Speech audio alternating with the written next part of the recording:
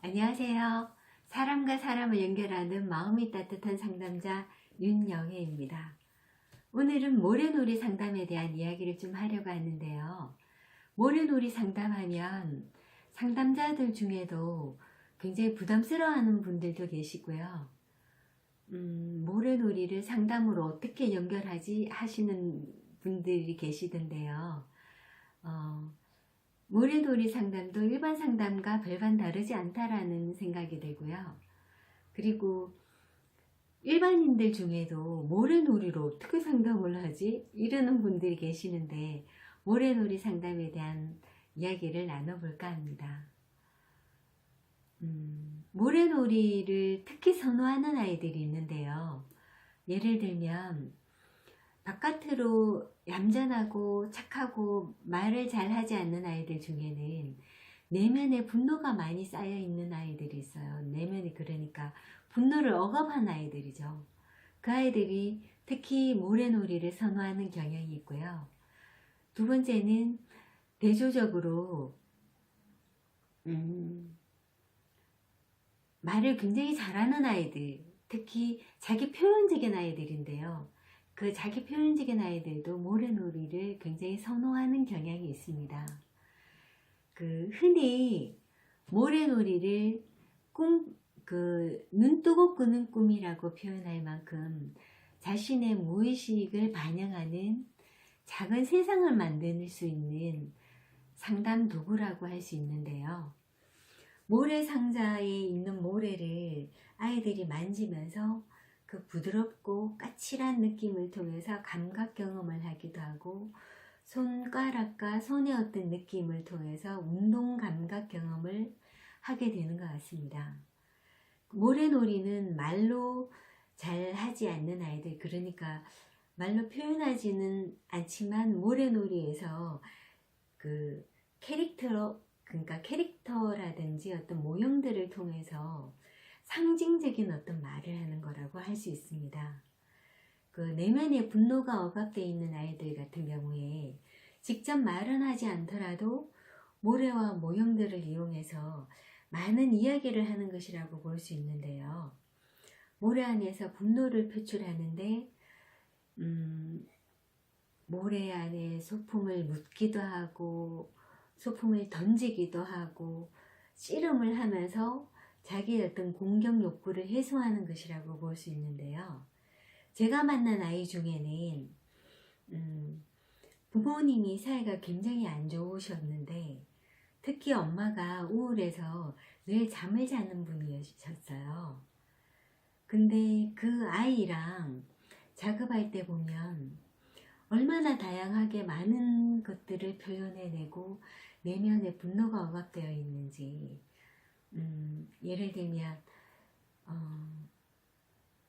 공룡을 가져온다든가 호랑이, 사자와 같은 맹수들을 가져와서 싸움을 벌이고, 그러니까 전투를 하고 그리고 전쟁놀이를 하고, 그런 가운데 승리를 하기도 하지만 좌절도 하고, 또 어떨 때는 화가 난 모습으로, 또 어떨 때는 미소로, 그런 어떤 작업들을 통해서 그 아이의 어떤 내면의 변화, 그런 어떤 변화가 일어나는 과정들을 지켜볼 때 모래놀이가 그 안전한 공간을 제공해 준다라고 저는 생각이 들었어요.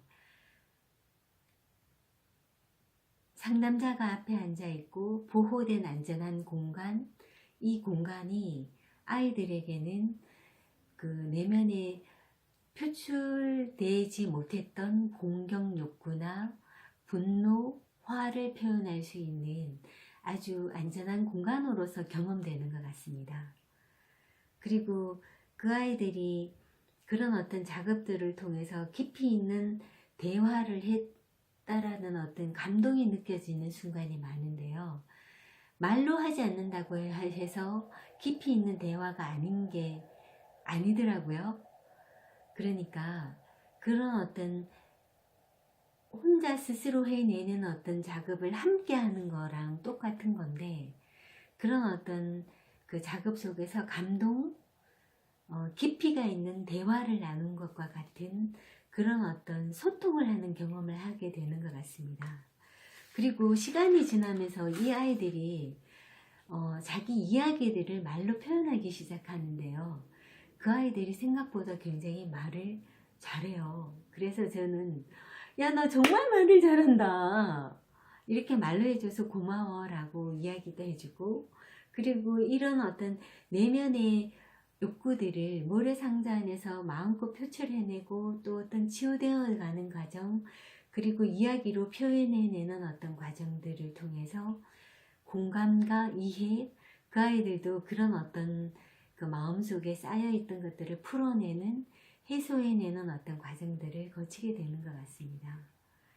가끔 아이들에게 잘해서라는 그 한마디만으로도 충분히 그 아이가 미소로 화답하는 것을 볼 때 저도 같이 미소가 지어지는 그런 경험을 하기도 합니다.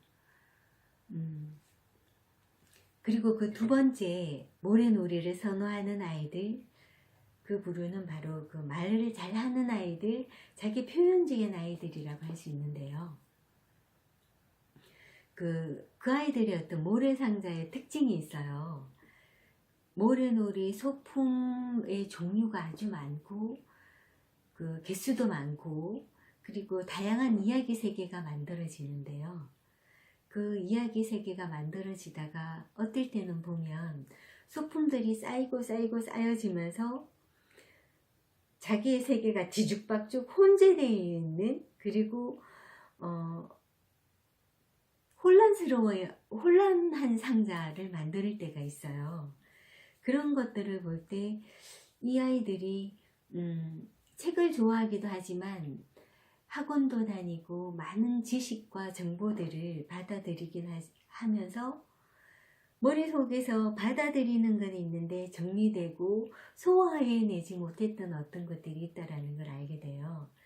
그런 어떤 그 모래놀이를 자기의 그 정리되지 않은 세계들을 표현하다 보니까 뒤죽박죽한 세계를 만들기도 하지만 시간이 흐르면서 소품의 개수가 작아지고, 그러니까 양이 작아지고 한 번에 하나의 세계를 만들어가면서 그 안정적인 자기만의 세계가 만들어지는 걸 볼 수 있거든요. 그럴 때 자기 내면의 어떤 그 혼재되어 있던 어떤 그 정리되지 않은 세계가 정리되어 가고 안정되어 가는 모습들을 지켜보는데, 그때 이 아이들의 표현들을 들어보면 재미있어요. 기분이 너무 좋아요. 뭐 아니면 재미있어요. 그리고 모래놀이를 하면 할수록 그 뭐라고 표현하죠? 짜증이 사라진다고 그렇게 말을 해요.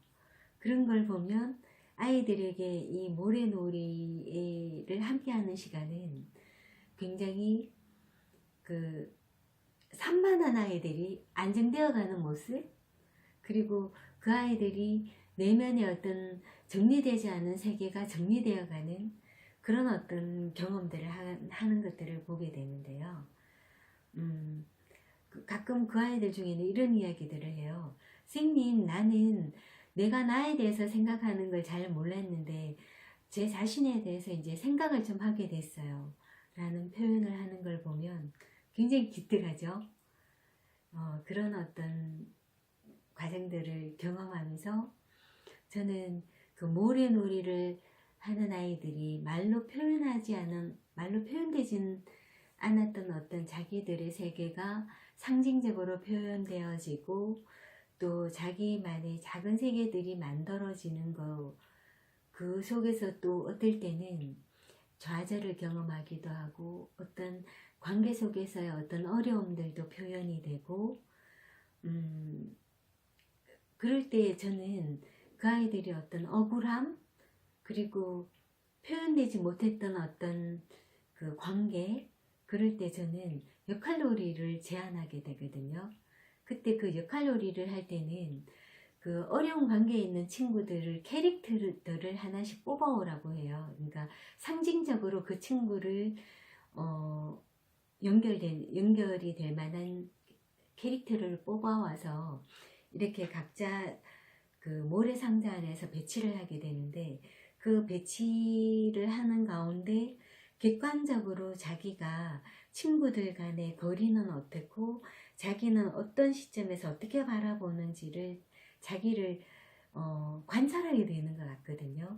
그러면서 그 직접 해보지 못했던 말들을 해보게 하는데, 그러니까 친구에 대한 어떤 이야기들을 할 때 보면 말로 할 때는 그 친구에 대해서 말을 하게 되고 그 친구에 관해서 말을 하게 되면 직접적이지가 않을 때가 있는데, 그 모래놀이 상자 안에서 역할놀이를 하게 되면 직접 말로 표현하게 되고 억울함을 표현하고 호소를 하면서 그 자신의 어떤 그 해결되지 못했던 미해결 과제가 해소되는 어떤 것들을 보게 돼요. 그런 어떤 과정들을 지켜보면서 그 아이들의 어떤 내면의 변화가 일어나는 어떤 씨앗이 싹 트는 과정을 지켜보는 그런 것들이 모래놀이 상담이라는 생각이 듭니다. 제가 모래놀이를 선호하는 아이들에 대한 이야기들을 오늘 했지만, 실제로 모래놀이는 어린아이들부터 성인들까지, 실제로 저는 성인들 모래 상담도 많이 진행을 했는데요.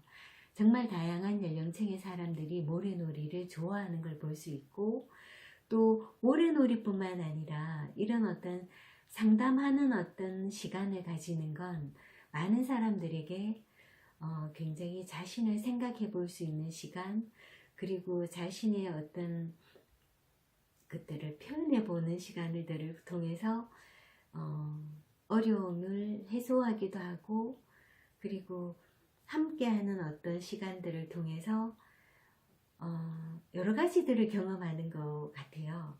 그래서 여러분들도 기회가 된다면 모래놀이든 아니면 일반 상담이든 그런 어떤 기회를 가져보시면 참 좋겠다는 생각을 해보게 되네요. 오늘 저의 이야기가 여러분들에게 좀 도움이 되었는지 모르겠네요. 다음에 또 좋은 영상을 가지고 찾아뵙도록 하겠습니다. 힘내세요. 감사합니다.